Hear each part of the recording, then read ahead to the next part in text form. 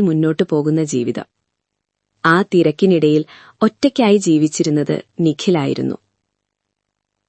ഒരു പ്രൈവറ്റ് കമ്പനിയിൽ ജോലി ചെയ്യുന്ന നിഖിലിന്റെ ജീവിതം വളരെ സാധാരണമായിരുന്നു.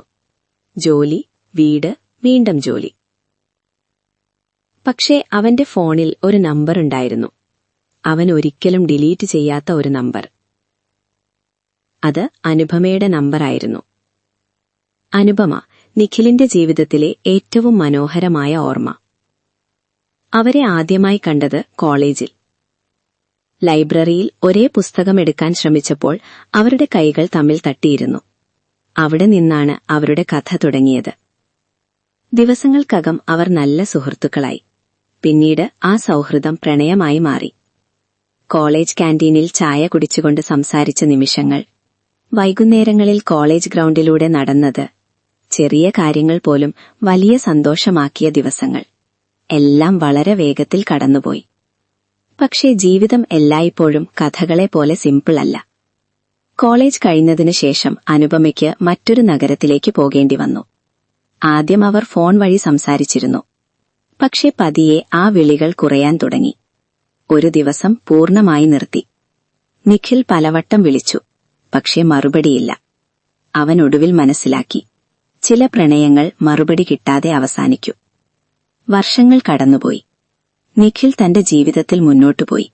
പക്ഷെ അവളുടെ ഓർമ്മ ഒരിക്കലും പോയില്ല. ഒരു ദിവസം രാത്രി, മഴ പെയ്യുന്ന സമയം, അവന്റെ ഫോൺ മുഴങ്ങി. അപരിചിത നമ്പർ. നിഖിൽ ഫോൺ എടുത്തു. ഹലോ. അവിടെ നിന്നൊരു ശബ്ദം. നിഖിൽ. അവൻ മിണ്ടാതെയായി. അത് അനുപമയുടെ ശബ്ദമായിരുന്നു. എങ്ങനെയിരിക്കുന്നു? അവൾ ചോദിച്ചു. നിഖിലിന് എന്തു പറയണമെന്നറിയില്ല. നന്നായി. നീ? അവൻ പറഞ്ഞു. അവൾ കുറച്ചു നിമിഷം മിണ്ടാതെയിരുന്നു.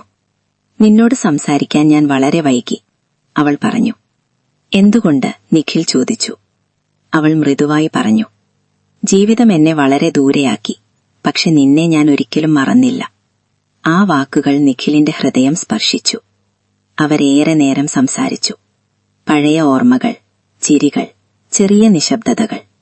അവസാനം അനുപമ പറഞ്ഞു, നാളെ ഞാൻ നിന്റെ നഗരത്തിൽ വരുന്നു. അടുത്ത ദിവസം വൈകുന്നേരം നിഖിൽ ഒരു കഫേയിൽ കാത്തിരുന്നു. വാതിൽ തുറന്നു. അവൾ അകത്തു വന്നു. അനുപമ.